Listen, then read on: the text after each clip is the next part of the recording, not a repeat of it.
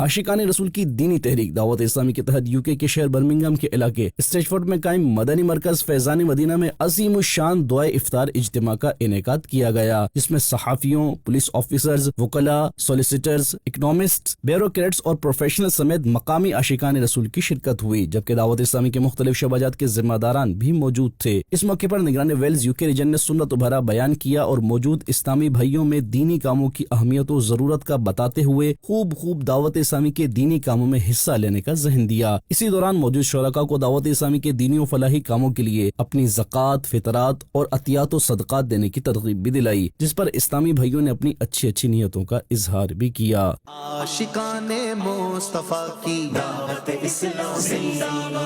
دین ہے سب کو سکھاتی، دعوت اسلامی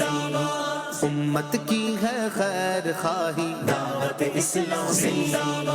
دوسری جانب یورپی ملک اٹلی کے کیپٹل سٹی روم کے مدنی مرکز فیضان مدینہ میں بھی دعائے افطار اجتماع کا انعقاد ہوا، جس میں مختلف کمیونٹی سے تعلق رکھنے والے عاشقان رسول کی شرکت ہوئی اور بوقت افطار اللہ پاک کے حضور عاشقان رسول نے دعا بھی کی۔